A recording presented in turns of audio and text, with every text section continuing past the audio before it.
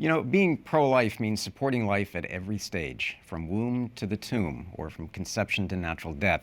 But sadly, there are many people, including the sick, the poor, the disabled, and the elderly, whose lives are not treated with the dignity and respect that they deserve. Yeah, and often they are the target of euthanasia or assisted suicide laws. Assisted suicide, sadly, is becoming increasingly legal across the globe, and Canada has become the leader in what they call medical assistance in dying, also known as M.A.I.D, and those numbers are just alarming.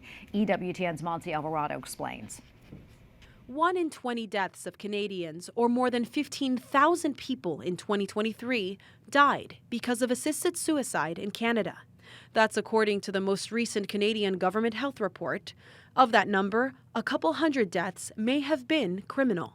I will say that the recent report that came out of the federal government, and this is a big shocker, showed that there was 428 euthanasia deaths in Canada in 2023, which were likely outside of the law. When you look at these numbers, we're talking about real lives, real human beings who are dead. And this is exactly what we're talking about with euthanasia and what's happened in my own country. Assisted suicide became legal in 2016. The M.A.I.D law currently allows those 18 and over who are mentally competent, are diagnosed with a grave and terminal condition, and or severe disabilities to request assisted suicide. But lawmakers have been pushing to expand eligibility ever since. The latest rewrite would allow those with mental illness as the sole condition to qualify them for assisted suicide. We've been speaking to policymakers and politicians a lot and really raising the alarm. There's been a lot of psychiatrists who've spoken out about this and are trying to really help the government understand how challenging and problematic this is. The Canadian government voted to delay changing the law until 2027, explaining in a statement, "In its consultations, the Government of Canada has heard and agrees that the health system is not yet ready for this expansion. This extension would provide more time for provinces and territories to prepare their healthcare systems, to assess and provide M.A.I.D in situations where a person's sole underlying medical condition is a mental illness." The majority of psychiatrists are against this expansion. I think we are likely looking at a change in government in this country, and I think that will be helpful in addressing these concerns because the current government is very set on these expansions. In the meantime, several provinces have been making reforms to the M.A.I.D laws, some more strict and others more liberal, inviting the public to share their input through online forums.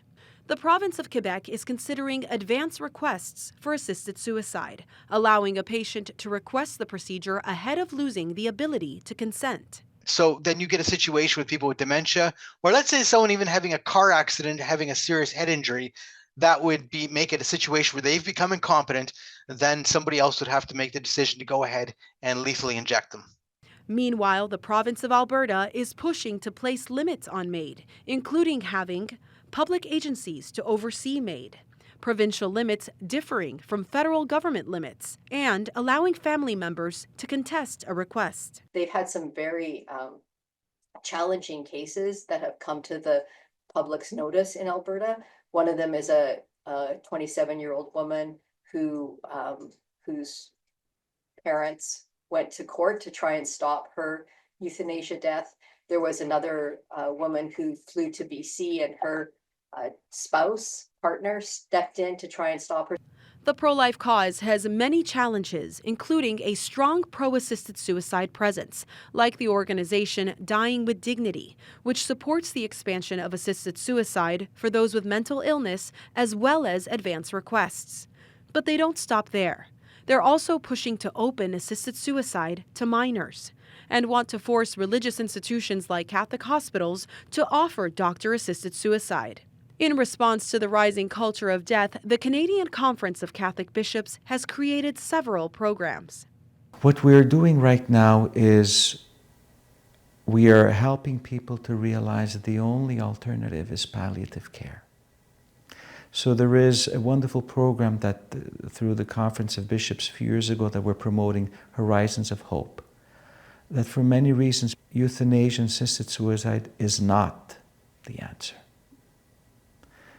The Lord has come that we might have life and life in abundance, John 10:10. The Archbishop of Toronto says the church is always there to promote life. Montse Alvarado, EWTN News.